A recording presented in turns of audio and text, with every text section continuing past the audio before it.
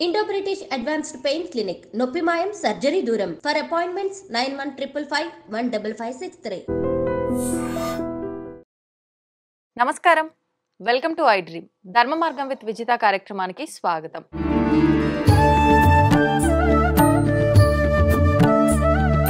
వివాహం విషయానికి వస్తే పాత రోజుల్లో వివాహానికి ఇప్పుడు జరుగుతున్న వివాహాలకి చాలా వ్యత్యాసం అయితే కనిపిస్తోంది. అయితే మనకు పాత రోజుల్లో వివాహాల విషయానికి వస్తే 16 రోజుల పెళ్లిగా అని చెప్పి 5 రోజుల పెళ్లిగా అని చెప్పి ఎవరికి వాళ్ళు ఎవరికి తోచిన విధంగా బంధుమిత్రులు అందరి కోలాహలంతో చక్కగా జరుపుకునేవారు. చాలా ఆనందంగా ఉండేది. కానీ ప్రస్తుత రోజుల్లో చూస్తే రోజులు 5 రోజులుగా జరుపుకుంటున్నప్పటికీ ఖచ్చితంగా పాత రోజుల్లో ఉండే సాంప్రదాయాలు పాటిస్తున్నామా లేదా అనేది ఒక చర్చనీయాంశంగా మారింది. ఇప్పుడు అసలు నిజంగా వివాహ తంతు ఏ రకంగా ఉంది, ఇప్పుడు చేస్తున్న వివాహ తంతు అంతా సాంప్రదాయంగా పద్ధతి ప్రకారంగా కరెక్ట్గానే ఆచరణలో వెళ్తుందా, ఎలా ఉంది అనే విషయాలు ఇప్పుడు గురుగారితో మాట్లాడి తెలుసుకుందాం. ప్రస్తుతం మనతో పాటు ఉన్నారు ప్రముఖులు శివరుద్ర సాధు గారు. ఇప్పుడు వారితో మాట్లాడేద్దాం. నమస్తే అండి. నమస్కారం అమ్మా, చెప్తాలి. వివాహం విషయానికి వస్తే పాత రోజుల్లో చిన్నతనంలోనే వివాహాలు చేసేవాళ్ళు. కానీ ఇప్పుడు చూస్తే అసలు చిన్నతనంలో వివాహాలు కాదు కదా, 20 దాటిన వాళ్ళకి వివాహాలు చేస్తేనే ఇంకా చిన్న వయస్సు అనే ఒక పోకడ ఉంది. నిజంగా అంటే ప్రభుత్వం ఒక వయస్సు నిర్ణయించబడినప్పటికీ అసలు ఎందుకు వివాహ వయస్సు అనేది అంత చిన్న వయసులో చేసేవాళ్ళు, ఇప్పుడు ఎందుకు ఆలస్యం అవుతోంది?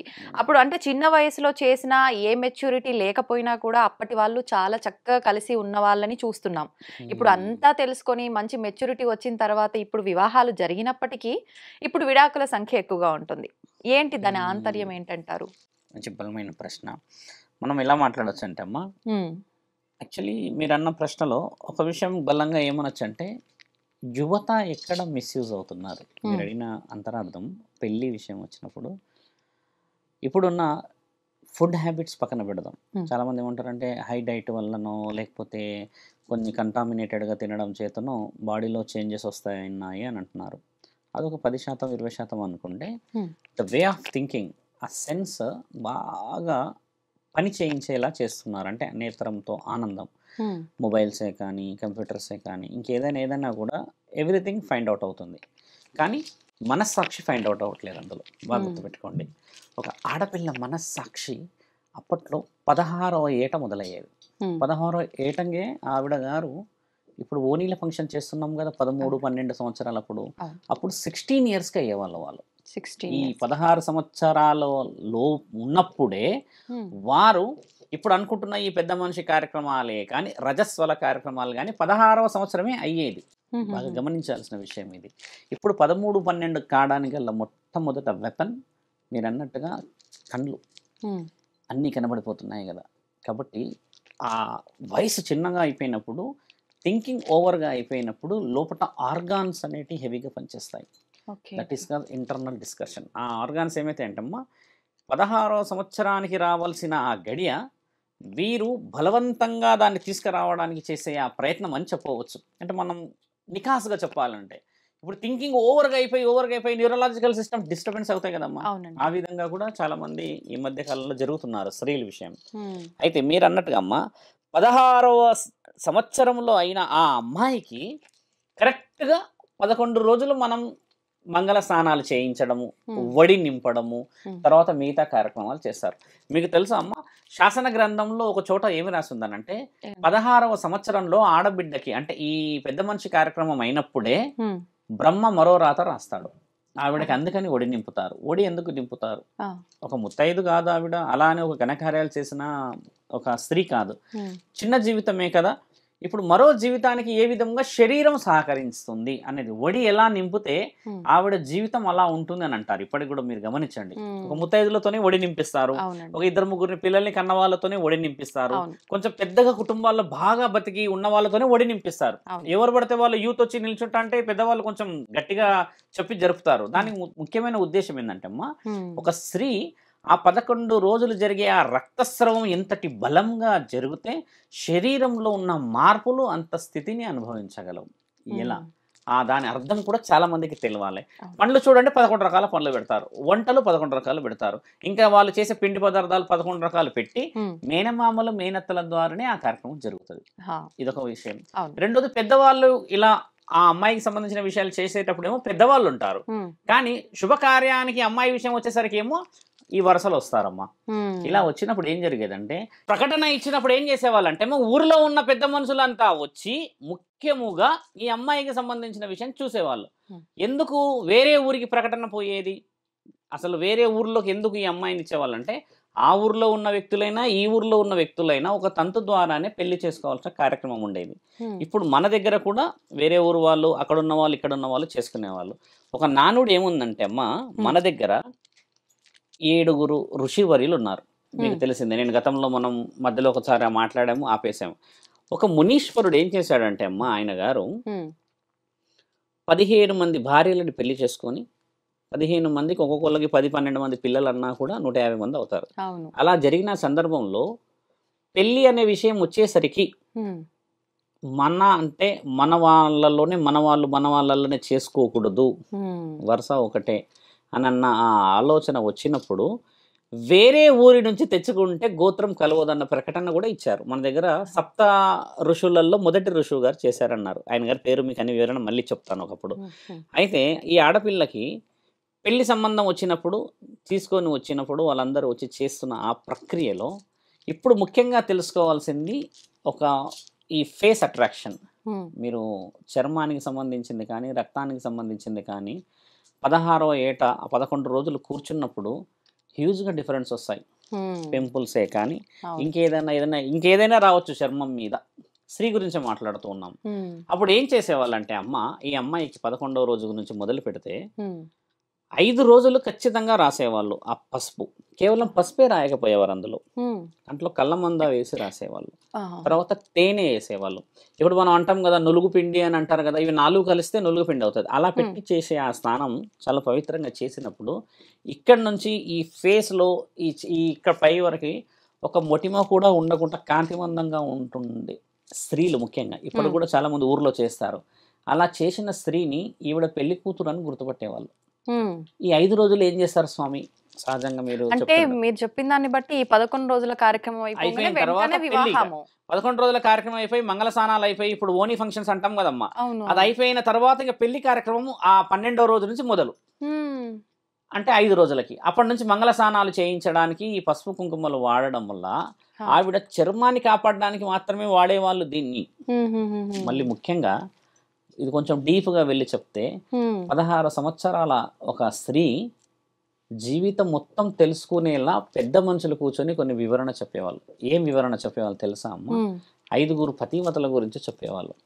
ఎందుకంటే ఇవిడ పెళ్లి చేస్తున్నారు, కొత్త జీవితం, ఒక పురుషుడు కొత్తగా మన జీవితంలోకి వస్తున్నాడు, బాధ్యతలు ఏ విధంగా మోయాలి, బరువు బాధ్యతలు ఏ విధంగా తీసుకోవాలని వీళ్ళు ఘనమైన చరిత్ర కలిగిన వాళ్ళ గురించి చెప్పేవాళ్ళు. మన దగ్గర ఏంటంటమ్మా కొన్ని వేల మంది ఉన్నారు మహాపతివతలు, కానీ 5 విషయాలే ఎందుకు మాట్లాడతారు అన్న విషయం మనం మాట్లాడతామా. వాళ్ళు దేవాది దేవతలని కూడా గెలిచి రుజువు చేయబడ్డ మహాపతివతలు వాళ్ళు. ఒక మహాపతివత లక్షణాలు ఏమి అని చాలా మంది అడుగుతారు కదమ్మా. అడిగినప్పుడు ఏంటంటే చాలా మంది ఏం చెప్తారంటే ఈ విధంగా రెస్పెక్ట్ ఇవ్వాలి, అత్తమామని గౌరవించాలి, వంట నేర్చుకోవాలి, అలకాలి, ఇంకేదేదో చెప్తారు కదా. యాక్చువల్లీ అది కాదు. ఒక పతివత లక్షణం ఏంటంటే అమ్మ, మొదటి స్థితిని తీసుకున్న వాళ్ళు మన దగ్గర సతీ సావిత్రి గారు. ఆవిడే మొదటి స్థానంలో కొన్ని వందల సంవత్సరాల నుంచి ఆవిడే ఉన్నారు. ఈ సతీ సావిత్రి గారు చేసిన మొట్టమొదటి కార్యక్రమం ఏంటంటే అమ్మ, ఆవిడ ఎంతటి మహాపతివత అంటే లక్ష్మీమాత సరస్వతి మాత ఇద్దరు కలిసి నేనంటే గొప్ప నీవంటే గొప్ప అన్న ఒక సందర్భం ఏర్పడినప్పుడు బ్రహ్మదేవుడు వస్తాడు. అలా కాదు, మీరు అలా తప్పు పట్టదు, దేవాది దేవతలే మీ ఇద్దరు నేనంటే అంటే మరి చాలా తప్పు కదా, మీకంటే గొప్ప వ్యక్తి ఒక ఆవిడ ఉంది, ఆవిడ గురించి చెప్తాము అని అంటారు. అలా చెప్తాము అని అన్న సందర్భం వచ్చినప్పుడు వీళ్ళందరూ ముగ్గురు కలిసమ్మా ఒక మగవాడి రూపాన్ని వేసుకుంటారు. వీళ్ళు ముగ్గురు మగవారి వేషంలో భిక్షాటనకి వెళ్తారమ్మా. అక్కడికి ఆ భిక్షాటనకి వెళ్ళి సహజంగా అయితే సాధువులు వచ్చినప్పుడు కానీ ఎవరైనా వచ్చినప్పుడు భిక్ష వేయాలి కదా, వేసినప్పుడు వాళ్ళు ఏదైనా కోరుకుంటే ఆ కోరికని మనం తీర్చాలి. అంటే ముఖ్యంగా ఈ వేసే వంటలో ఈ వంట కార్యక్రమంలో నేను కొంచెం వెనక్కి వస్తాను. మొదటి స్థానంలో అనసూయాదేవి ఉంటారమ్మా. ఆత్రేయ మహర్షి యొక్క భార్య ఆవిడ. ఆత్రేయుడు అంటే మీకు తెలుసు, 7 మహర్షులలో 2వ వాడు ఆయన. ఆయన గారు ఏం చేస్తారంటే ఈవిడకి చెప్పేది ఒకటే, నేను భిక్ష చేసుకొని వస్తే మన జీవితం నడుస్తుంది అంతే. ఆయన గారు ఒక ఋషి, ఎవరైనా పెడితే తినడమే తప్పితే ఈయనకంటూ ఏది లేదు. కానీ ఆయన దేవాది దేవతలని పిలవగలడు కిందికి భూమండలానికి. అంత శక్తి ఉన్నవాడు ఏం చేయాలి? ఒక భవనం కట్టుకోవడమా, రాజ్యాన్ని నిర్మించుకోవడమా చేయొచ్చు. ఈ అనసూయామాత ఏం చేస్తుందంటే అమ్మ, ఆవిడకున్న శక్తి ఎలాంటిదంటే బ్రహ్మని పిలిస్తే బ్రహ్మ మరో క్షణంలో వచ్చేసేయాలి అక్కడికి. అంతటి మహాపతివత. అంటే ఎవరైతే గురువులు ఉంటారో గురువులనే గెలవగలిగిన ఒక మహాపతివత. కాబట్టి ఈ ముగ్గురు బ్రహ్మ, లక్ష్మీమాత, సరస్వతి మాత ముగ్గురు ఏం చేస్తారంటే గొప్ప గొప్ప అని ఇద్దరు అనుకుంటున్నప్పుడు ఈ ఆడవాళ్ళ మధ్యలో ఒక మానవ శరీరాన్ని ఎత్తిన స్త్రీ దేవతలను సైతం గెలవగలిగే ఒక మహాశక్తి స్వరూపురాలు ఉంది. ఆవిడ మహా పతివత రూపంలో ఉంటుంది, మీకు నేను చూపిస్తాను అని చెప్తే ముగ్గురు కలిసి మగవాడి రూపం వేసి ఆ ఇంటికి భిక్షకి వెళ్తారమ్మా. వెళ్ళినప్పుడు బ్రహ్మ ఏం అడుగుతారంటే, మీరు మాకు భిక్ష వేసే సమయంలో మీ ఒంటి మీద దుస్తులు ఉండకూడదు, మాకు ఆ విధంగానే భిక్ష వేయాలి అంటాడు. ఆ క్వశ్చన్ చాలా లాజిక్గా అడుగుతాడు ఆయన. ఎందుకంటే రుజువు చేయాలి కదా, ఈవిడ తెలివైనదా తెలివి లేనిదా లేకపోతే భిక్ష వేసేది ఎలా అన్న రుజువు కోసం అడిగినప్పుడు నా తల్లి ఆవిడ ఏం చేస్తుందంటే లోపలికి వెళ్ళి ఆ భిక్ష తీసుకొని వచ్చే సమయంలో ఒక కళ్ళు మూసుకొని ఆ భిక్ష చేతి పెట్టి వీరి ముగ్గురిని 3 సంవత్సరాల బాలుల్లాగా మార్చేస్తుంది. ఆ భిక్ష అడిగే సమయానికి భిక్ష తీసుకొని రాగానే వాళ్ళు చూస్తారు భిక్ష వచ్చిందని. అప్పుడు ఈవిడేం చేయాలి? దుస్తులు అయితే తీసేయాలి కదా. అప్పుడు ఏం చేస్తుంది? ఆ ముగ్గురిని చిన్న బాలుల్లాగా చేసేసి ఆ కింద వాళ్ళు అలా ఉంటారు ఉన్నప్పుడు ముగ్గురు చేతుల్లో పండు పెడుతుంది. పెట్టేసేసి ఈవిడేం చేస్తుంది? ఆ దుస్తులు తీసేసి పెట్టేస్తుంది. పెట్టేసిన తర్వాత దుస్తులన్నీ వేసుకున్నాక వాళ్ళని మళ్ళీ పెద్దవాళ్ళని చేసేస్తుంది. ఇదంతా మహానీయులు చూస్తూనే ఉంటారు కదా ఏం జరుగుతుంది. జ్ఞానశక్తి అయితే ఉంటుంది కదా, ఆ రుజువు చేయబడ్డది.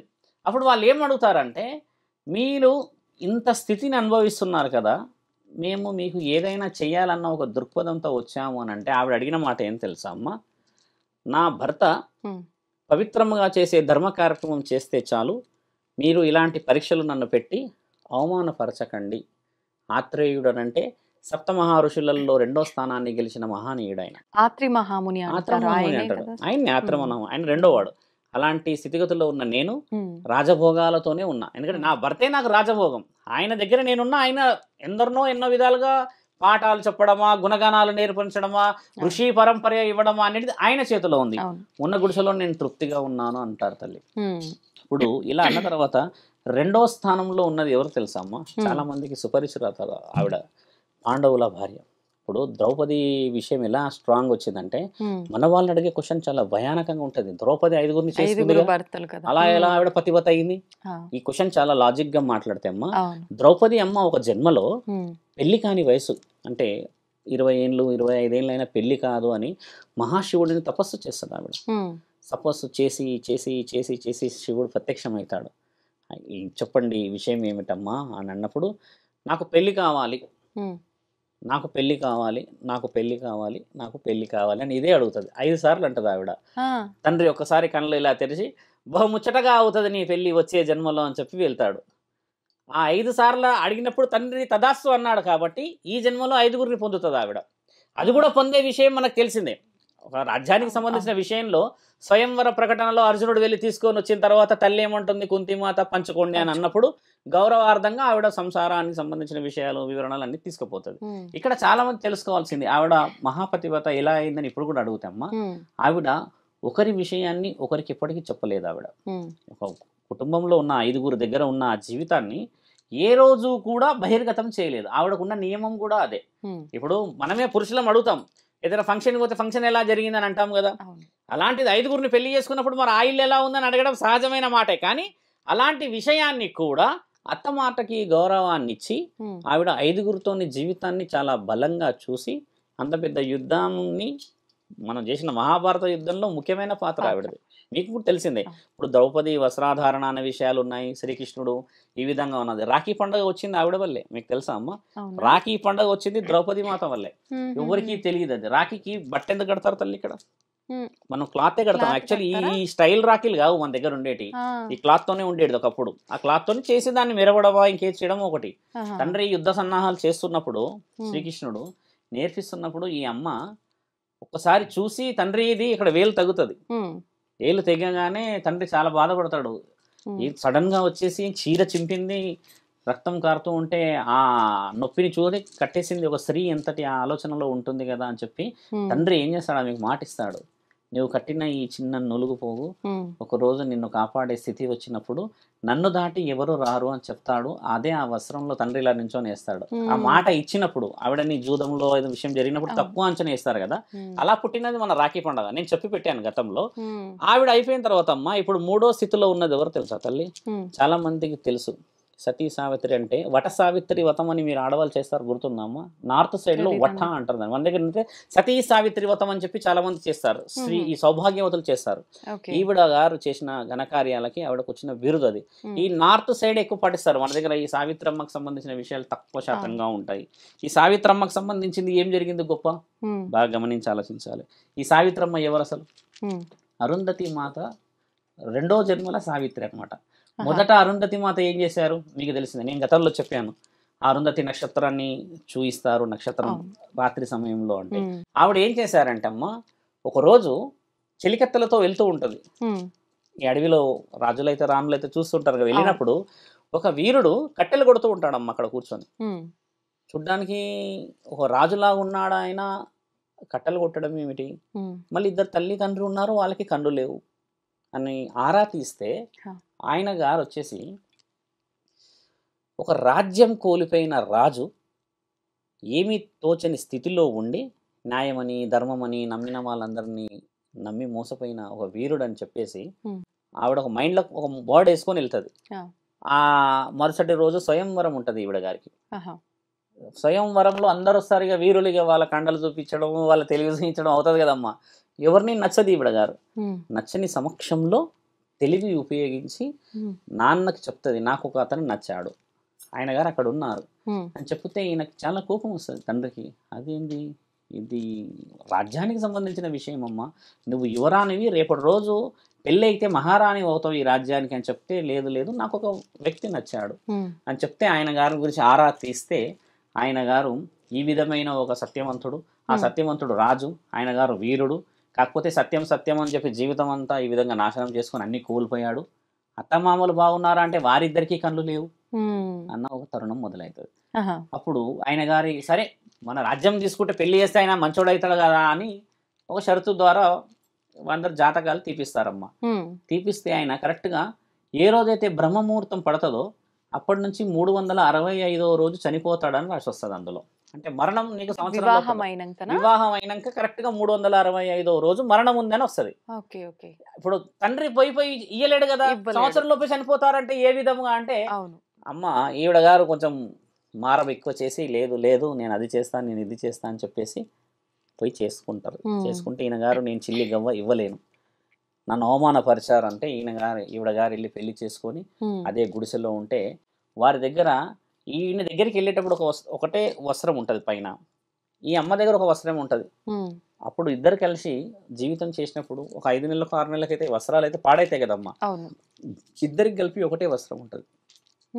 ఈయన గారు బయటికి వెళ్తే ఈవిడ ఇంట్లో ఉన్నప్పుడు దుస్తులు లేకుండా ఉంటుంది, ఈవిడ బయటికి వెళ్తే ఆయన గారు ఇంట్లో దుస్తులు లేకుండా ఉండే పరిస్థితి ఏర్పడుతుంది. ఎందుకంటే వాళ్ళు నిరుపేదంగా ఉంటారు కాబట్టి ఇది కూడా పరమాత్ముడు పెట్టిన పరీక్ష అనుకోవచ్చు. అలా చూసి చూసి చూసి చూసి ఒకరోజు మహానీయుడు బయలుదేరుతాడు, భవతి భిక్షాందేహి అని పరమశివుడు అడుగుతాడు. ఒక 2 గంటల తర్వాత ఈయన గారు రాగానే లోపలికి వెళ్ళగానే దుస్తులన్నీ వేసుకొని చిన్న ప్రసాదమే తీసుకొస్తుంది ఇయ్యడానికి.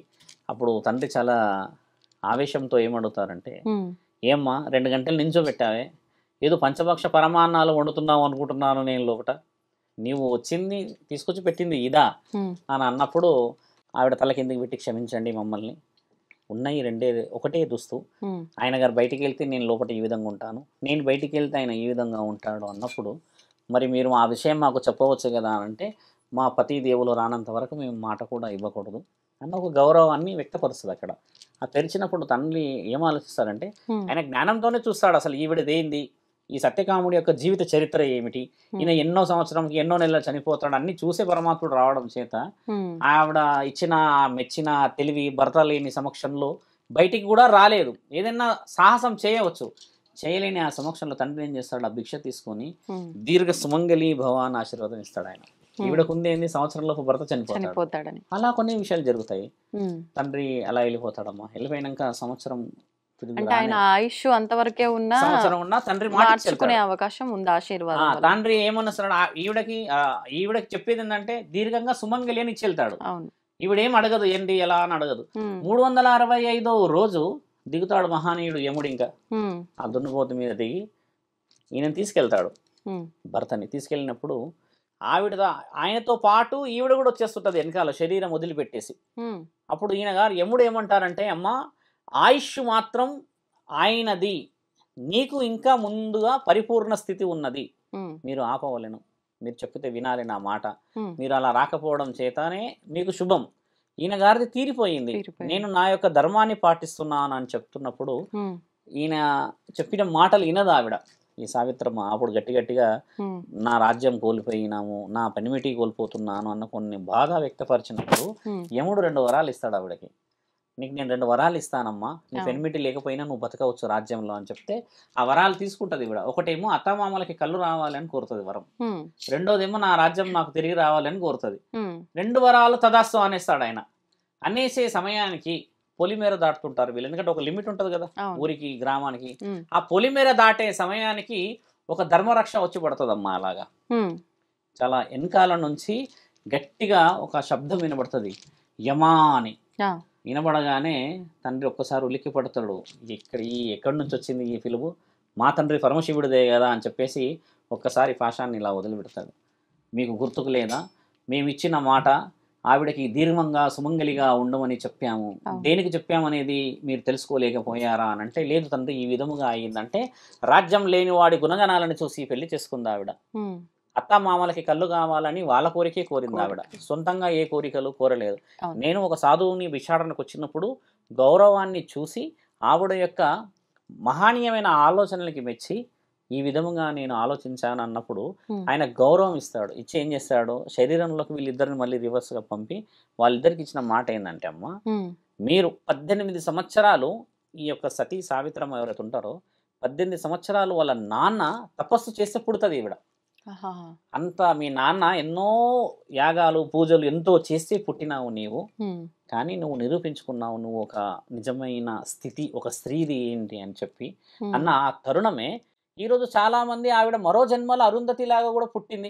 ఇప్పుడు అరుంధతి నక్షత్రం అనేది కూడా ఆవిడే. ఈ సావిత్రమ్మ ఆ అరుంధతి నక్షత్రం అన్నమాట. అక్కడి నుంచి పరమాత్ముడు ఈమె కడుపులో వేస్తాడు, ఈ రాజు కడుపులో. ఆ నక్షత్రం పేరే అరుంధతి. యాక్చువల్లీ అరుంధతిది వేరే స్టోరీ, వేరే విధంగా ఉన్నాయి, అది వేరు మళ్ళీ. కానీ ఒక నక్షత్రం అరుంధతి, ఆ నక్షత్రం వచ్చేసి ఈవిడ కడుపులో పుడుతుంది. ఈ రాజ్యంలో సావిత్రి రూపాన పుట్టిన ఆ తరుణంలో స్త్రీలు తెలుసుకోవాల్సింది ఏం తెలుసా అమ్మ, ఇక్కడ ముఖ్యంగా మరణాన్ని కూడా జయించవచ్చు. అంటే ఇక్కడ మేము ఇంత కొంచెం డీప్గా చెప్పడానికి గల కారణం అది. 4వ స్థానంలో ఉన్నది ఎవరో తెలుసా అమ్మ, చాలా మందికి భారతదేశ శత్రువు రావణాసుడు, ఆయన భార్య మండోదరి. ఇప్పుడు ఆవిడ మండోదరికి 10 తలలు ఉన్న రాక్షసుడి ఆలోచనల్ని ఆవిడ గెలిచి అంత రాక్షసత్వంలో ఉన్న ఆయనని ఏ రోజు కూడా తప్పుదోవ పట్టలేకుండా ఒక లక్షణాన్ని చూయించిన మహాపతివత మండోదరి. ఆవిడ రావణాసుడికి హెచ్చరించిన ఒకే ఒక వర్డ్ శివపురాణంలో రాసింది. ఏం చెప్పిందనంటే, పరాయి స్త్రీ మోహం ఎప్పటికైనా ప్రమాదమే రావణ అని చెప్తుంది ఆవిడ చనిపోయేటప్పుడు.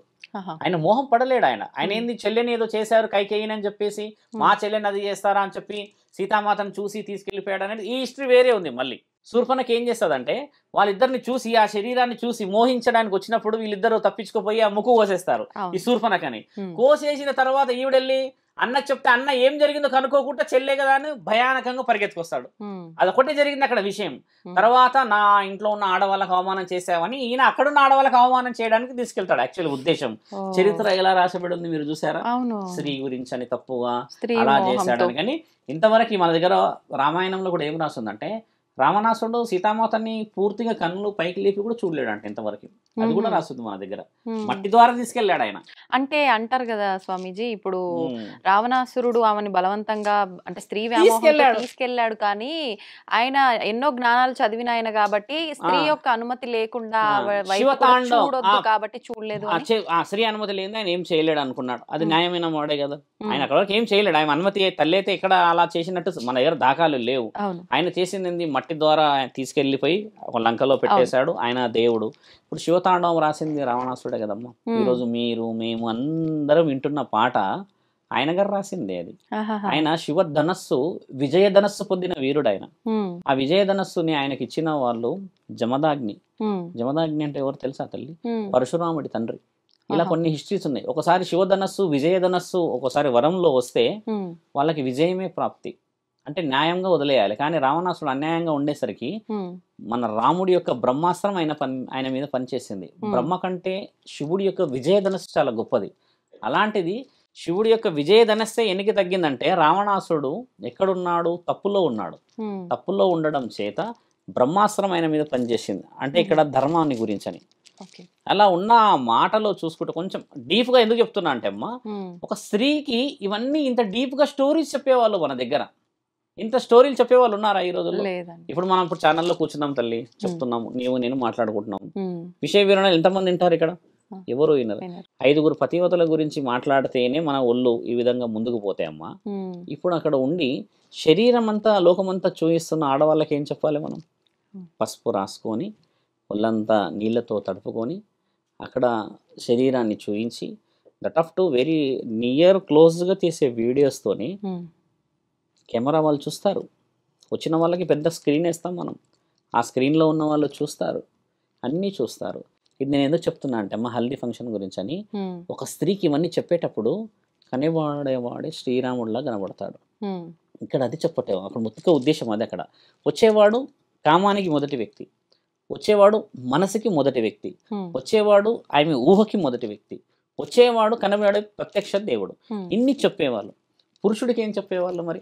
మన స్త్రీ గురించి మాట్లాడాం. చెప్తారా పురుషుడికి ఏం కూడా? చెప్పేవాళ్ళు తెలుసా అమ్మ? ఉమ్, శివపురాణములో ఒకటి రాయబడి ఉంది, చాలా మంది దీన్ని వినాల్సిన సమయం అనుకోండి. శివుడు బహు ఉత్తమముగా తల్లిని పెళ్లి చేసుకుంటాడు, పార్వతీమాతని. ఆయనది పెళ్లియే చాలా చాలా చాలా 108 పేజీలు ఉంది. అంటే ఎలా వచ్చాడు, ఎలా పోయాడు, ఏ విధంగా మెప్పించుకున్నాడు అత్తా మామలని, ఏ విధంగా గెలిచాడు అన్న తరుణం రాసి ఉంటుందమ్మా. ఉమ్, ఉమ్, అయితే శివుడి యొక్క వేషాధారణ శివుడి అత్తకు నచ్చదు, అస్సలు ఇష్టపడదు. ఎక్కడి నుంచి వచ్చింది ఈ దేశది మరి? ఒళ్ళంతా ఇది రాసుకొని ఇక్కడ ఒకటి ఆయుధాలు పెట్టుకొని, ఉమ్, ఇక్కడ చందమామ మెడలో పాము పెట్టుకొని నీకెట్లా నచ్చిండు అని చెప్పి పార్వతీమాతతో ప్రతిరోజు గొడవ. ఉమ్, అయితే ఊర్లో ఉన్న వాళ్ళు పెద్దలు వాళ్ళు వీళ్ళు అందరూ కలిసి ఒప్పిస్తారు మొత్తానికి. అయితే ఆహా. ఒప్పించిన తర్వాత మన పార్వతీమాత ఏమంటదంటే అమ్మ, నాకు నచ్చాడు అని అంటది. ఈ వర్డ్ చాలా మందికి తెలియాలి. నాకు నచ్చాడు, నా కళ్ళతో చూడు అంటారు వీళ్ళమ్మని. ఉమ్, నేను చూడను, అసలు నేను చూడను. ఆయన ఒకవేళ మన ఇంటికి నిన్ను తీసుకోవడానికి వస్తే ఒక రాజులాగా రావాలి, ఆయన ఒక అలంకరణతో రావాలి, ఒక బంగారము వజ్రాలు వైడూర్యాలతో దుస్తులు, ఒక వీరుడులాగా వస్తేనే నేను అది చేస్తా అన్నప్పుడు నారదుడు వెళ్ళి ఆ విషయం చెప్తాడు తండ్రికి కైలాసంలో. చెప్తే ఓహో ఖచ్చితంగా తీరుస్తాము వారి కోరికనని చెప్పేసి అన్ని దగదగా మెరిసే వజ్రాలు వైడూర్యాలు అన్ని ఆయన చూడడానికి స్ఖలుడు. ఎటు చూసినా ఇంకా శివుడే కనబడేటట్టుగా మెరుస్తూ వస్తుంటాడు ఆయన. వెండి కొండల వాడు ఎలా వస్తాడు అలా వస్తూ ఉన్నప్పుడు ఊర్లో ఉన్న వాళ్ళందరూ అబ్బబ్బబ్బా ఎంత అందగాడు శివుడు, ఇంత అన్నాన్ని మనం అది చేసామే అని అనుకుంటుంటారు కదా తల్లి. ఆయన అలా అలా అలా మొత్తానికి అయితే పందిరికి వస్తాడు. పందిరికి రాగానే అమ్మ శివుడిది ఇది తండ్రిది కాబట్టి చెప్తున్నా, వీళ్ళ ఎవరైతే ఉన్నారో అత్తకి భిక్షం అడుకునే వాళ్ళ కనబడతాడు ఆయన. అంతే, అందరికేమో యువరాజులాగా ఎట్లా కనబడతాడు ఆయన త్రిశూలం పట్టుకొని, ఈమెకేమో ఇంటికి వచ్చి ఇలా చేతిలో పట్టుకొని నిలబడ్డట్టు కనబడతాడు భిక్షాటకుల్లాగా. ఎందుకంటే ప్రేమించాడు కదా, ప్రేమించాడు కాబట్టి ప్రేమని చాలా మంది ఈరోజు తల్లిదండ్రులు అల్లుడు ఎంత గొప్పవాడైనా తక్కువ చూస్తారు, ఎందుకంటే వీళ్ళకి ఇష్టం ఉండదు కదా. దాని ఉదాహరణ రాసి ఉన్నది అందులో శివపురాణంలో. అందరికీ కనబడిన మహానీయుడు ఈవిడకి మాత్రమే భిక్షాటకుడిలాగా ఎందుకు కనబడతాడనంటే, నేను నీకు కాదు నచ్చినది నీ కూతురి కళ్ళతో నన్ను చూస్తే నేను యువరాజునా మహారాజునా లేకపోతే ఏ రాజునో కనబడతానంటే అత్తకి ఇష్టం ఉండదు. ఇప్పుడున్న కరెంట్ జనరేషన్ మాట చెప్తే, అరేంజ్ మ్యారేజ్లో వచ్చే అల్లుడు రాగానే ఇంటికి ఈ అత్త ఈ మామకి కాళ్ళు వంపుతాయి. ఎందుకంటే వీళ్ళు తెచ్చుకున్నారు కదా, వీళ్ళు తెచ్చుకున్న వారికి ఈ అమ్మాయి ఇష్టం ఉందా ఇష్టం లేదా ఇది సంబంధం ఉండదు కదా. కాబట్టి గవర్నమెంట్ జాబ్, నల్లగున్నాడా ఎట్లున్నాడా ఇవన్నీ ఏదో చూసేదైతే పెళ్లి చేస్తారు కదా. ఆ పెళ్లికి ఉన్న విలువ ఏంటంటే అమ్మాయి మనసు చూడకపోవడం. అక్కడ మహానీయుడు చూసింది మనస్సు, ఆ మనసులో ఈవిడ కొలువై ఉన్నది, అదే అర్ధనారీశ్వరి తత్వం కదా. ఆ అత్త చూడలేకపోయింది, ఎందుకంటే ఆయన ఇష్టపడి వచ్చాడు కదా అమ్మాయిని. ఈ వర్షన్ చెప్తారు. ఇప్పుడున్న దాంట్లో ఎందుకు అల్లుడికి అంత రెస్పెక్ట్ ఇస్తారనంటే, ఎక్కడ కాదంటాడు, మేము తెచ్చాముగా. ఒకవేళ ఆయన నచ్చినుంటే మేము కాదన్నా వద్దన్నా ఆవిడని తీసుకొని వెళ్ళిపోతాడుగా. ఇంత డీప్ డిస్కషన్ మన యూత్ మర్చిపోయింది ఇక్కడ. ఇది Hmm. చెప్పాల్సిన అవసరం శివపురాణం ఎవరికి చెప్తుండే? Hmm. ఈయన గారికి చెప్పేవాళ్ళు. నాయన ఈ విధంగా చేసుకున్నాడు శివుడు, ఈ విధంగా కాపాడబడ్డది మన సంస్కృతి అని చెప్పేవాళ్ళు. Hmm. శ్రీరాముడి చరిత్ర చెప్పేవాళ్ళు. శ్రీరాముడి చరిత్ర ఎలా చెప్పేవాళ్ళు తెలుసా అమ్మ? Hmm. ఇల్లు, తండ్రి మాట, అన్నదమ్ముల స్థితి, రాజ్యంలో ఉన్న భోగాల గురించి చెప్పేవాళ్ళు. Ah. ఆయన ఎప్పుడు అన్నదమ్ములని వదలలేడు కదా. అవును. తండ్రి ఒక మాట అనక ముందుకే రాజ్యాన్ని వదిలిపెట్టి 14 సంవత్సరాలు వెళ్ళిపోయాడు కదా. Hmm. భరతుడు, తర్వాత లక్ష్మణుడు, వీళ్ళందరూ కూడా ఆయన రాక కోసం ఎదురు చూశారు, అంతేకాని ఎక్కడో కూడా అశ్రద్ధ చేయలేరు కదా. Hmm. ఇలాంటి విషయాలు బాలరాముడి నుంచి మొదలుపెట్టి ఆయన సీతామాతని పెళ్లి చేసుకునేంత వరకు చెప్పేవాళ్ళు ఏం జరిగిందని. అంటే దీంట్లో ఏముండే, కుటుంబ ఒక నేపథ్యం ఎలా ఉంటుంది అని చెప్పేవాళ్ళు. Hmm. పురుషుడు అవన్నీ వినేవాడు. ఈ పసుపు పెట్టుకుని ఈ కార్యక్రమాలు, మేనమామలు వచ్చి ఈ కార్యక్రమాలు జరిగే పసుపు కుంకుమలు Hmm. మీరన్న ఈ బండారు పెట్టుకున్న దానికి ఇంత విలువతో మీరు చేస్తున్నారా? లేదు. ఇప్పుడు చేయనప్పుడు నీకు ఏ రైట్స్ ఉన్నాయని నువ్వు అది చేస్తున్నావు? Hmm. ఎందుకు ఆ హల్దీ ఫంక్షన్స్ ఎందుకు చేస్తున్నారు? ఇప్పుడు హల్దీ ఫంక్షన్ చేయాల్సిన అవసరం లేదు మీకు. మీకు కావాల్సింది బ్యూటీ. బ్యూటీ కాబట్టి యూ బ్రింగ్ ఏ బ్యూటిషియన్. ఆ బ్యూటిషియన్ తెచ్చుకొని మీరు జూమ్ కెమెరాస్ పెట్టేసుకొని వృద్ధించుకోండి ఫేస్ అంతా. దానికంతా ఓకే. పసుపు అని పేరు పెట్టి దాన్ని అపవిత్రం చేయడం ఎందుకు? Hmm. నీళ్లు చల్లుకొని నీ శరీరం అంతా కనబడేలా. భార్యాభర్తలు, అక్కడ భర్త ఉంటాడు, ఇక్కడ భార్య ఉంటాడు. యాక్చువల్లీ ఇక్కడ పురుషుడు, ఇక్కడ స్త్రీ ఉండాలమ్మా. వాళ్ళిద్దరు ఒక సమయానికి కలవాల్సినది. ఆ ముహూర్తానికి ఒక రోజు గంట ముందు ఇట్లా వస్తారు కదా. Hmm. అలాంటి తరుణం వదిలిపెట్టేసేసి Hmm. వీళ్ళిద్దరు ఒక దగ్గర కలిసే తరుణం ఎక్కడ ఉంది మరి? ఇక్కడ అవును. ఎంగేజ్మెంట్ ఉంది మన దగ్గర కార్యక్రమం. ఇప్పుడు పాతకాలంలో వివాహ సందర్భంలో ఆ పరద తీసే వరకు ఒకరినొకరు చూసుకునే సాంప్రదాయమే లేదంటారు కదా. లేదు. కానీ చూసుకునే సందర్భం ఎలా ఉండే అంటే అమ్మా, మీరు అన్నది మంచి ప్రశ్న. ఒక స్త్రీ ఈ 16వ ఏట అని చెప్పిన కదా, అప్పుడు ఆయన గురించి అన్ని చెప్పేవాళ్ళు విషయాలన్నీ. ఎలా ఉంటాడు, Hmm. ఏ విధంగా పోతాడు, Hmm. ఏ విధంగా మంచి మర్యాదలు చూసుకుంటాడని చెప్పేవాళ్ళు వాళ్ళంతా. Ah. ఆ ఊహ అంటున్నా నేను. ఆ ఊహలోనే ఆయన చూసుకునే వాళ్ళు కదా. ఒక శ్రీరాముడిని, ఒక శివుడిని, ఒక కృష్ణుడిని ఊహలో చూసుకునే వాళ్ళు. ఆయనని రియల్గా చూసినప్పుడు కూడా ఆయన అలాగే కనబడేవాడు. Hmm. అంటే ఇక్కడ ఏమైందంటే అమ్మా, మొదట అన్నీ చూసేస్తున్నాం వివాహానికి ముందు. ఊహ ముందుకున్నాడు, ఆలోచన ముందుంది, కామం ముందుంది, మద్యం ముందుంది. ఇవన్నీ చేసిన తర్వాత పెళ్లి అని ఒక తాళి కడుతున్నాం అంతే సింపుల్గా. ఇప్పుడు అలా కట్టడం చేత ఏం జరిగింది తెలుసా అమ్మ? ఇక్కడ లాస్. బిఫోర్ మ్యారేజ్ ఎవ్రీథింగ్ చూసేసి ఆఫ్టర్ మ్యారేజ్ కేవలం ఈగోస్ చూస్తున్నాం. ఇప్పుడు నువ్వేంటి నేనేంటి అని. ఆ రోజు ఏం చెప్పేవాళ్ళు? దేవాది దేవతల గురించి చరిత్ర చెప్పి కుటుంబ గౌరవం చెప్తే, ఈరోజు కేవలం నీ స్టేటస్ నాట్ స్టేటస్ అని చెప్పిన వాళ్ళు ఆ హల్దీ ఫంక్షనే చేసుకుంటారు. కుటుంబం గురించి గౌరవం, లేకపోతే ఉమ్మడి రాజ్యాల గురించి మాట్లాడే ప్రతి ఒక్కళ్ళు మీరు అన్నట్టుగా పెళ్లిళ్ళు చేసుకుంటారు. అలా పెళ్లిళ్ళు చేసుకున్న ఏ కుటుంబం ఇప్పటివరకు విడిపోలేదు. మీరు గమనించండి. శివుడి గురించి అని చెప్పింది అది ఏంటంటే, చాలా మంది యూత్కి ఇప్పుడు అవసరం. ప్రేమ చేసుకున్న అల్లుడిని ఇష్టపడ్డారు చాలా మంది. ఇప్పుడు ఎన్ని ఈగోలున్నా శాస్త్ర ప్రకారంగా చేయాల్సిన ప్రతి ఒక్కటి చేస్తున్నారు కదా. తంతు ఎక్కడ చేస్తున్నారు శాస్త్ర ప్రకారంగా? జీలకర్ర బెల్లం ఎందుకు పెడతారు తెలుసా మీకు? తెలుసా? ఒకసారి జీలకర్ర బెల్లం మనం కలిపి చూస్తే విడగొట్టిన మునగాడు లేడు ఇంతవరకు. దాన్ని ఒకసారి అవి రెండు కలిసిపోతే అమ్మా తీయడానికి రాదు. ఇక్కడ పెడతారు. కన్యాదానం ఎందుకు చేస్తారు తెలుసా తల్లి మీకు? కన్యాదానం అర్థం సగం మందికి తెలియదు. ఇక్కడ నేను చెప్తున్నాను కదా, కన్యాదానము ఈ లోకంలో అన్నిటికంటే గొప్ప కన్యాదానం ఎందుకు అయ్యిందనే విషయం చాలా మందికి తెలియదు. బహుశా తల్లి కన్న తండ్రులకి ఆ విషయం చాలా మందికి బాధిస్తుంది. ఒక స్త్రీ అమ్మ జీవితంలో ఒక్కసారి ఒక పురుషుడికి అప్పచెప్పేస్తే, బాగా గుర్తుపెట్టుకోవాల్సిన విషయము, వాళ్ళు శారీరకముగా ఉన్నారా లేదా అనేది పక్కన పెట్టు, కానీ నువ్వు వెళ్ళావు అంటారు అంతే. ఇంకా దాంట్లో తప్పు పడతారు కదా. ఇప్పుడు కన్యాదానానికి అర్థం ఏం తెలుసా అమ్మ? ఒక స్త్రీ శరీరాన్ని ఇచ్చిన తర్వాత కొన్ని వేల కోట్లు పెట్టినా ఆ పూర్వస్థితి రాదు. బాగా గుర్తుపెట్టుకోండి. వజ్రం ఇచ్చాం మీకు, వైడూర్యాలు ఇచ్చాం కదా, దానికి 10 రెట్లు నువ్వు ఇవ్వగలవు. స్త్రీ యొక్క కన్యతనాన్ని తీసుకొచ్చి ఇవ్వగలవా? అందుకని తీసుకొని వెనక్కి ఇవ్వలేము కాబట్టి కన్యాదానానికి శాస్త్ర గ్రంథంలో చోటు ఉంది. దాన్ని ఒకసారి ఇస్తే అమ్మా మళ్ళీ నువ్వు అదే పవిత్రత తీసి ఇవ్వలేవు వెనక్కి. అందుకే అక్కడ మనకు కూర్చోబెట్టిన వేద మంత్రాల్లో అక్కడ ఇక్కడ కన్యాదానం చేసే ఆ తల్లిదండ్రులు చాలా చాలా చాలా బాధపడుతూ ఏడుస్తూ ఎన్నో విధాలుగా అయితే ఇస్తారు. ఆ ఇచ్చిన ఆ చేతులు ఎంతో పుణ్యము. ఒక స్త్రీ పరిపూర్ణమైన వంశ ఉద్ధారణకి వచ్చేస్తుంది అమ్మా అక్కడ నుంచి. మన వాళ్ళు 2 నెలలకి, I heard the news morning, పెళ్ళయింది కరెక్ట్గా 2వ రోజు సొసైటీ తీసుకుంది అమ్మాయి. ఈ రోజు మార్నింగే నాకు ఇందాక చెప్తున్నారు వచ్చేటప్పుడు. 2 డేస్కి ఏమైందంటే పెళ్ళయిందంటమ్మా. పెళ్ళయిన తర్వాత కూర్చొని మొబైల్ ఏదో చూసుకుంటుందంట. ఏదో డిస్కషన్ వచ్చిందంట. వచ్చేసరికి నీకు ఫోన్లో ఎవరితో మాట్లాడుతున్నావు, ఎవరితో చూస్తున్నావు, ఈ ఫేస్బుక్, ట్విట్టర్లు ఇవన్నీ ఉంటాయి కదమ్మా. అవన్నీ చూసేస్తే ఆ అమ్మాయి ఫోన్ అక్కడ పడేసి ఇంట్లోకి వెళ్ళి సూసైడ్ చేసుకుందంట. ఇప్పుడు చావు ఉంది అక్కడ. ఇక్కడ ఏం జరుగుతుంది చూడండి. వాళ్ళ అమ్మ గురించి ఆలోచించలే, నాన్న గురించి ఆలోచించలే, ఏది ఆలోచించలేదు. ఒక స్త్రీని అలా అనగానే అవమానంతో వచ్చేసి చనిపోయింది. అంటే ఇక్కడ ఆయన నాకు ఏదో సంబంధం ఉంది కదా అని చెప్పి చనిపోలే ఆవిడ, నా గురించి పూర్తిగా తెలియకుండా. ఇప్పుడు అలా పెళ్లి ఎంత పెద్దగా జరిగింది, వైవిధ్యముగా జరిగింది కదా, కన్యాదానం అయితే చేశారు కదా. మరి అంత సులభంగా ఒక స్త్రీని అలా ఒక వేరే వాడితో పెట్టేస్తే అమ్మ మరి మరణమే తథ్యం కదా. మానం కంటే ప్రాణము అని, ప్రాణం కంటే మానమే గొప్పదని మన దగ్గర రాసి ఉన్నాయి. స్త్రీకి విలువైందమ్మా. ఈ రంకు అంట పెట్టేస్తారు కదా, మగవాడికి అదే చెప్తారు, మగవాడికి చెప్తారు ఇది రంకు పెట్టుకొని ఉన్న స్త్రీలతో మాట్లాడొద్దు అని చెప్తారు, సాకలి వాడితో మాట్లాడొద్దు అని చెప్తారు. మన దగ్గర ఎవరు చెప్తారు? పెద్దవాళ్ళు 60-70 సంవత్సరాలు ఉన్న మగవాళ్ళు ఆడవాళ్ళు అందరు కూర్చొని ఒక కథలాగా చెప్పేవాళ్ళు, కూర్చొని మన దగ్గర చెప్తుండేవాళ్ళు. ఇప్పుడు మన దగ్గర ఉన్నాయి అలాంటివి, ఉన్నాయి ఇంకా ఊర్లలో, అది చెప్పేవాళ్ళు. మగవాళ్ళు ఇప్పుడు గుర్తుపెట్టుకోవాల్సింది ఏంటమ్మా, ఒక రంకు ఉన్న ఆడవాళ్ళతో మగవాడు మాట్లాడొద్దు అని అంటారు. బాగా గమనించాల్సిన మాట. ఒక చెట్టు కింద నిలబడి అలాంటి వేషాధారణతో ఉన్న స్త్రీతో మాట్లాడితే నేను తప్పు కింద క్యాలిక్యులేట్ చేస్తారు, కానీ నువ్వు చేయలేవు అన్నారు కదమ్మా. అంటే స్త్రీలే తప్పుగా ఉంటారు, అలా ఉంటారు మగవాళ్ళు. స్త్రీలు, నేను అన్నది స్త్రీలు అని లేదు, రంకు అంటే అక్రమమైన మార్గాల్లో స్త్రీలు నడుస్తారుగా, కొంతమంది ఉన్నారు. మగవారు కూడా ఉండేవాళ్ళు, నేను చెప్పిన మాట మగవాళ్ళు కూడా ఉంటారు, కానీ రుజువు చేయబడింది ఎక్కడున్నది? ఆడవాళ్ళది. అంటే అమ్మా మీరు అన్నట్టుగానే ఇందాక ఒక వర్డ్ వదిలేండి, ఆ వర్డ్ కొంచెం వినాలి.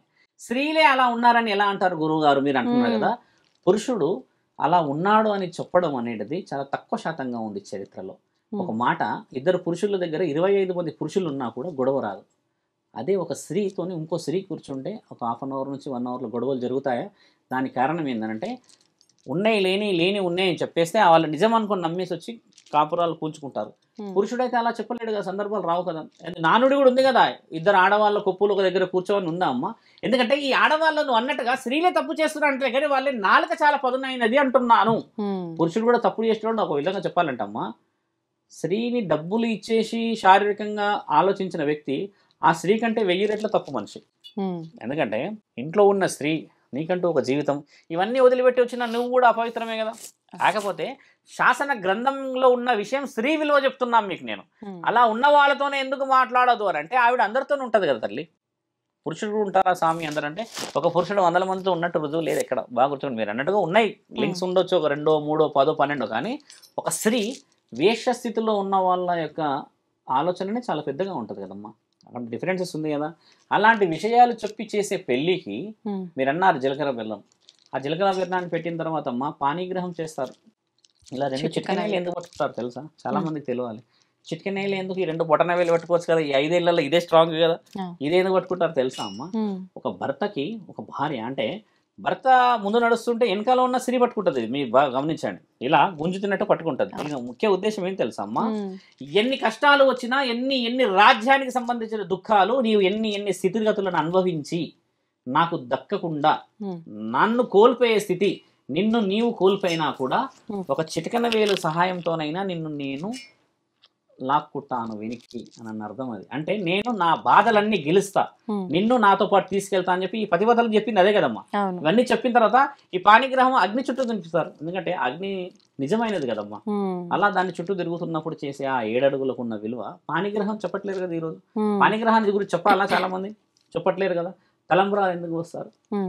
నెత్తి మీద తలంబరాలు పోస్తారు. మీకు మనం వడి బియ్యం గురించి చెప్పాను నేను లాస్ట్ టైం. ఆ వడి అనేది ఇలా పోసే కార్యక్రమం కూడా చెప్పాము. అన్నదమ్ములు ఇద్దరు కలిసి ఒక వ్యవసాయానికి సంబంధించి చెల్లెకి ఇస్తూ ఉంటే చెల్లెని పెళ్లి చేసిన తర్వాత ఆవిడ వాటా రాకపోవడం అనేది జరుగుతుంది. కానీ అన్నదమ్ములు ఆ వాటాని ఇయ్యలేక మనసు బాధ చంపుకోలేక వచ్చిస్తే అత్తమామలు వచ్చేసి మీరేందయ్యా మా దగ్గర లేదా గతి లేదా అని అన్న మాట వస్తుందని చెప్పాను, గుర్తుండొచ్చు మీకు, వీడియోస్లో చెప్పాను.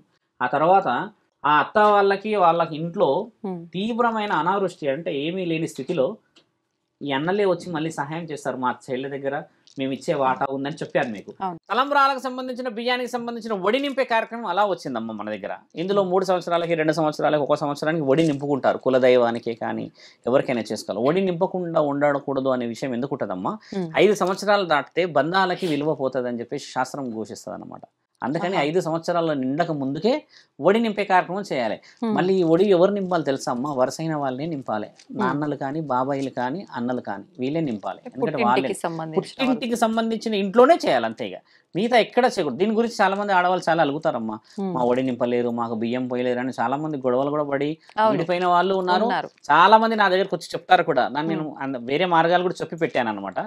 అలా ఒడి కార్యక్రమం వచ్చిన తర్వాత అత్యంత ముఖ్యమైనది ఇప్పుడు మనం మాట్లాడుకోవాలి, చాలా మంది వినేది శారీరకమైన సంబంధం. ఈ పెళ్ళైన తర్వాత 4 గోడల మధ్యలో చీకట్లోనే జరగాల్సిన సంబంధం అది. ఎప్పుడైతే వెలుగులోకి వచ్చేసి, ఎప్పుడైతే మనం అన్న కుటుంబాల నేపథ్యం దాటి వచ్చామమ్మా, ఒకరి శరీరాన్ని ఒకరు చూడకుండా జీవితం మొత్తం పరమాత్ముడికి అంకితమైన మహా కార్యక్రమానికి పూనాలి. అంటే ఏ విధముగా అంటే, వేద బ్రాహ్మణులు ఒక నిర్ణయం ఇస్తారు, వాళ్ళు చెప్తారు ఈ సమయమే అని, ఈ సమయంలో చేయాలి అని, రాత్రి ఒక సమయం అని నిర్ణయిస్తారు. ఇవన్నీ రాత్రి సమయంలో పెట్టడానికి గల కారణం ఏంటంటమ్మా, పూర్తిగా ఒకరిని ఒకరు చూసుకోకూడదు అనేది రాసి ఉంది. చూసుకోవడం చేత ఏమైతే తెలుసా అమ్మ, పురుషుడు, మీరు ఇందాక వర్డ్ యూజ్ చేశారు, ఆ వర్డ్ మనం దీనికి లింక్ చేసి చెప్తే, పురుషుడి కంటికి హద్దు ఉండదు తల్లి. బాగా గమనించాలి, ఎందుకంటే మనం ఛానల్లో ఉన్నాం కూడా చెప్తున్నాను. ఒక స్త్రీని పరిపూర్ణంగా చూసిన పురుషుడు ఈవిడే ఇలాగుంటే ఇంకొక ఆవిడ ఎలా ఉంటుందని ఊహించగలడు పురుషుడు. ఎందుకంటే కామానికి సంబంధించిన విషయం జరిగేటప్పుడు మీరు ఎక్కువ శాతంగా గమనించి చూస్తే స్త్రీ స్థితి వేరు, పురుషుడి స్థితి వేరు. మీరు గమనించండి మాటలో, పురుషుడు ఎక్కువ శాతంగా ఈ ఐస్ కాంటాక్ట్ ఇవ్వగలడు, స్త్రీ ఇవ్వలేదు. షీ కెన్ ఫీల్, సెన్స్ పనిచేస్తుంది స్త్రీలు, అది బాగా గమనించండి. అంటే కళ్ళు మూసుకోవచ్చు, లేకపోతే వాళ్ళ ఆలోచన నా జీవితము, నా భర్త, నా బాధ్యత అని చెప్పేసి పరమాత్ముడితో నాకు ఇలాంటి జీవితం, మంచి కుటుంబం, మంచి పిల్లలు పుట్టాలన్న ఆనందంలో ఆవిడ మై మర్చిపోయి ఉండవచ్చు. పురుషుడు ఆ మై మర్చిపోయే తరాన్ని కూడా చూడవచ్చు ఈ కళ్ళు. అందుకనే నేను ఇంతకుముందు చెప్పాను, ఎందుకు చిన్న చిన్న వాళ్ళకి రేప్ కేసులు అవుతాయి, ఎందుకు ఈ విధంగా కొంతమంది మీద 5-6 సంవత్సరాల పిల్లల మీద జరుగుతుందన్న విషయం ఏంటంటే, they can imagine one figure to other figure. అంటే అర్థమైందమ్మా, ఒక స్త్రీని, ఒక హీరోయిన్ ఉందనుకుందాం, ఈవిడ కానీ ఈయన ఈ విధంగా ఇమాజినేషన్ తీసి ఇక్కడ అప్లై చేయగలడు. ఇది మైండ్ సెట్ గేమ్. అంటే ఇది చాలామంది సైకలాజికల్గా ప్రూవ్ చేశారు. ఇలాంటిది మన ఊహకందని విషయాలు కూడా అప్పట్లో మన జ్ఞాననేత్రానికి అందించిన ఋషివర్యుల పరంపర మనది. ఇప్పుడు అలా ఉండకూడదు, ఇలా ఉండాలన్నప్పుడు ఏమైతే ఇద్దరికి ఈక్వాలిటీ. ఎక్కడైతే ఈ లైటు ఇదొకటి ఇవన్నీ మొదలయ్యి సమయానికి అనుబంధం లేకుండా జరుగుతున్నాయో కార్యక్రమాలు, ఇలాంటి విషయాలు దారితీస్తున్నాయి. ఇది చాలా సింపుల్ కదమ్మా. ఇప్పుడు మనం పుష్ప 2కి వెళ్ళామనుకోండి, నెక్స్ట్ చిరంజీవి వస్తుందనంటే ఎక్స్పెక్టేషన్ వేరే లెవెల్లో పోయిపోతాం కదా. కాబట్టి ఎక్స్పెక్టేషన్స్ పురుషుడికి ఉన్నాయి, ఇక్కడ స్త్రీకి లేవు నా తల్లి. దాంట్లో ఎవరైనా అడ్డుకున్నా నేను వైవిధ్యముగా కూర్చోడానికి సిద్ధమే, డిబేట్కి వచ్చిన. అదే రాసున్నాయి మన గ్రంథాలు, శివపురాణంలో రాసున్నాయి ఈ విషయాలు. నేను చెప్పిన విషయాలన్నీ కూడా వివాహానికి సంబంధించింది, వివాహం ఒక జీవితం సంబంధించింది శివపురాణంలో ఉంది. అంటే ఇప్పుడు మీరు చెప్పిన దాంపత్యానికి సంబంధించిన విషయాలు ఏ విధంగా ఉండాలో రాసింది మొత్తం. నేను చెప్పినది అబ్సల్యూట్లీ సైంటిఫిక్ ప్రూవెన్ క్వశ్చన్ అమ్మా. ఇది డాక్యుమెంటేషన్ ఉంది మన దగ్గర. ఒక విషయం నేను లాస్ట్ టైం కూడా చెప్పానమ్మా, అమెరికాలో ఒక అబ్బాయి, ఒక స్త్రీ, ఒక పురుషుడు, 20-25 మంది స్టూడెంట్స్లో ఒక టీచర్ వచ్చి discussion what about yesterday topics అని అంటది కదమ్మా. అన్నప్పుడు ఏమన్నదానంటే, ఆవిడ ఒక పర్టికులర్ స్టూడెంట్ని కొడుతున్నారు. ఏ విధంగా, చిన్న చిన్న విషయానికి ఇరిటేట్ అవుతున్నారు, గట్టిగా అరవడమో లేకపోతే అది విసిరేయడమో చాక్పీస్తో కొట్టడమో చేస్తే, ఆ అబ్బాయి 2-3 సార్లు చూసి, ఆ అబ్బాయి యూజ్ చేసిన వర్డ్ ఏం తెలుసమ్మా, ఎందుకు మీరు అంటే వై యు ఆర్ అంటే ఫోకస్, అంటే కంటిన్యూ నన్ను టార్గెట్ చేశారని చెప్పేసి ఒక్కటే వర్డ్ అన్నాడు, last night don't you feel, అంటే మీరు సాటిస్ఫై కాలేరా విత్ యువర్ హస్బెండ్ అన్నాడు ఆయన. అది రికార్డ్ అయింది 2007లో. It was proven she is not satisfied with అంటే ఫ్యామిలీ, ఆయన హస్బెండ్తోని సెక్షువల్గా హరాస్మెంట్లో ఉంది ఆవిడ అని రుజువైంది. డాక్యుమెంట్ ఉంది, you can Google it also. తర్వాత ఆ అబ్బాయి అలా అడిగినందుకు ఆవిడ తీసుకెళ్ళింది డీన్ దగ్గరికి. డీన్ దగ్గర తీసుకెళ్ళినప్పుడు ఏం చేశారంటే, ఎందుకు ఇలా అన్నాడు అని చెప్పేసి ఈవిడ పర్సనల్ లైఫ్ ఎంక్వైరీ చేస్తే, ఆవిడ భర్తతోని 2-3 months నుంచి ఉండట్లేదు, ఫ్యామిలీ గొడవలతో ఉండి ఆ హెజిటేషను, ఆ యొక్క ఇరిటేషన్ అంతా స్టూడెంట్స్ మీద అప్లై చేస్తుందని రుజువైంది. 9 months తర్వాత వచ్చింది. ఇది ఉంది మన దగ్గర, లండన్లో అయింది ఇది. అంటే ఇక్కడ ఎంత ఇంటర్లింక్ డిస్కషన్. ఇప్పుడు ఆ అబ్బాయి ఆ అన్న వర్డ్ నీ శారీరకమైన ఆలోచనలకి గురించి చెప్పాడు అని అంటే అమ్మా, ఎక్కడ ఏం కోల్పోతున్నాం మీరు అన్నది విచక్షణ. మీరు గమనించండి, ఈ రోజుల్లో చాలామంది ఉన్నారమ్మా మహానుభావులు, స్త్రీని పట్టించుకోరు, కానీ పరిస్థితి దగ్గర మాత్రం కావాల్సిన అన్నీ చేస్తారు. అంటే ఇక్కడ ఉద్దేశం ఏంది, ఈవిడ అందంగా లేదనా, లేకపోతే ఈవిడ స్త్రీ గుణగాలు లేవన్నా అని చెప్పి చాలామంది అడుగుతారు కదా. మీరు ఒక వర్డ్ వదిలేరు, కోర్టు దగ్గరికి ఎందుకు వెళ్తున్నారు స్వామి అని అన్నారు ఫస్ట్ ఇంటర్వ్యూలో. అయితే లాస్ట్ వర్డ్ వచ్చింది కాబట్టి చెప్తున్నాము. ఆ వర్డ్ ఎందుకు వస్తుంది తెలుసా అమ్మ, ఎక్కడైతే అక్రమమైన ఆలోచనలు ఉంటాయో అక్కడి నుంచే ఇవన్నీ మొదలవుతాయి. ఎందుకంటే మూడో వ్యక్తి నీ కుటుంబంలోకి ఎంట్రీ అయ్యాడనంటే అయిపోయాయి, నువ్వు ఇంకా నీ జీవితం నాశనమే. ఏ స్త్రీ అయినా కూడా అమ్మ అన్నీ పంచుకుంటుంది భర్తతో, కానీ పరస్త్రీతో పడక పంచుకోవచ్చు. చూడండి, అన్నీ పంచుకుంటుంది. నువ్వు రక్తం కూడా తీయమ్మా, మెడ కూడా కోసేయి, నువ్వు నీకేమి కావాలో అన్నీ పెట్టేస్తుంది. ఇక్కడ కావాలా, గోల్డ్ కావాలా అన్నీ ఇచ్చేస్తుంది. నువ్వు బాగుంటే చాలు అంటది. కానీ పడక సుఖం గురించి ఊహించలేదమ్మా స్త్రీ. అంత గొప్పది కదా. సేమ్ అదేవిధంగా పురుషుడు కూడా ఆలోచిస్తాడు. ఇంకా నా భార్య నాతోనే అన్ని విషయాలు ఆలోచిస్తారు. కొంతమంది కొన్ని విధాలుగా పోతారంటే అది ఇమ్మెచ్యూర్ డిస్కషన్స్. మనం మాట్లాడుతుంది కూడా ఛానల్లో కూర్చున్నాం కాబట్టి వ్యాలిడ్ మన చరిత్ర సనాతన ధర్మం యొక్క గొప్పతనమే చెప్తున్నాం. అలా రుజువు చేయించబడ్డాయి తల్లి. ఎంత శక్తి ఉంటే మన శాస్త్రంలో ఒక కామానికి అంత పెద్ద శిలల మీద చెక్కి గుడికి పెడతారమ్మా. అదొక ఒక విలువ శక్తి ఉన్నదే కదా. పురోహితుడు చూయించేవాడు అవన్నీ, ఆ తల్లిదండ్రులు చూయించకపోయేవారు సిగ్గుతో. వీళ్ళందరూ చూస్తే ఓహో ఈ విధంగా ఉండాలని. ఎల్లోరా శిల్పాలు, ఇప్పుడు అజంతా శిల్పాలు ఎవరు చెక్కారు తల్లి? అది ఎవరు రాశారు? అది ఎంతటి నాలెడ్జ్ ఇచ్చింది అని అంటే, ఈ రోజుల్లో అవన్నీ మొబైల్లో ఉన్నాయిగా. ఇంకా నయం, అక్కడ శిల్పాలు కదులుతలేము. ఇక్కడ కదులుతున్న మనుషుల్ని చూసేసి మనిషి ఊహకందని ఆలోచనలు రావడం చేతనే మీరు అన్నట్టుగా అన్నీ జరుగుతున్నాయి. It is applies 13 to 16 years, 9 to 15 years లేడీస్కి అప్లై అవుతుంది ఇది బాగా. వాళ్ళ శరీరంలో ఎక్కువ శాతంగా మార్పులు రావడానికి గల ముఖ్యమైన కారణం మొబైలే. ఫుడ్ 10-20% తల్లి, దాన్ని మార్చలేం మనం. కానీ వాళ్ళ థింక్ ఓవర్గా అయిపోతుంది కదా, అదొకటి. పురుషుడు కూడా సేమ్ అదే స్థితి. 16 సంవత్సరాలకు పెళ్లి చేస్తే అమ్మ 26-20 సంవత్సరాల వరకే, 25-26 వరకే 5-6 మంది పిల్లలు కనేసేది. ఆవిడ బాధ్యతలన్నీ ఇప్పుడు ఏముండేటి? కుటుంబమే. ఇప్పుడు 26-27 ఏళ్ళకి పెళ్లి చేసుకున్న వాళ్ళందరికీ ఏముంటుందంటే అమ్మ, మీరు అన్నట్టుగా ఎడ్యుకేషన్ బాగా అయిపోయి, ఫైనాన్స్ ఒకటి, ఈఎంఐస్ అన్నీ ఉండేసి నువ్వెంత ఆఫ్టర్ ఆల్ అంటారు. ఆఫ్టర్ ఆల్ అన్న వర్డ్ రాకుండా ఉండడానికి నేను ఆ రోజు అన్ని విధాలుగా పెళ్లి చేసేవాళ్ళు కదా. అంత తరుణంలో ఈ హెల్దీ హెల్దీ హెల్దీ అని అంటున్నారు కదా, ఈ హెల్దీ లేదు ఇక్కడ. ఇప్పుడు నేను చెప్పిన దాంట్లో ఇక్కడ హెల్దీ కనబడిందా మీకు? లేదు.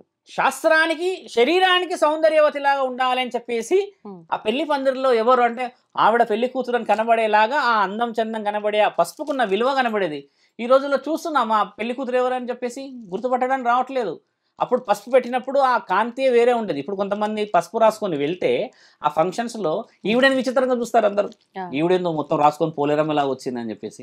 తప్పు దోవలో ఎవరున్నారంటే అమ్మ మన ఆలోచన. ఈ పసుపు రాయడానికి గల శరీరం చాలా బాగుంటుంది. ఇప్పుడు మన దగ్గర కాస్మెటిక్స్ ఎక్కువ వాడుతున్నారు. ఇప్పుడు ఫెయిర్ అండ్ లవ్లీ వాళ్ళని నా మీద కేసు వేయొచ్చు. మీరు ఒకసారి ఫెయిర్ అండ్ లవ్లీ వాడి ఎవరైనా ఎర్రగైన వాళ్ళని చూసారు ఇంతవరకు? మీరే చెప్పాలి, నేను చెప్పాను, నేను మాట్లాడను. ఫెయిర్ అండ్ లవ్లీ వాడి ఇంతవరకు ఎవడు ఎర్రగాలేడు. అయినా fair and lovely first advertisement in TV. ఇలా 4 కాంతులు వస్తాయి, 1 2 3 4 5కి టక్కున మెరుస్తుంది ఆవిడ.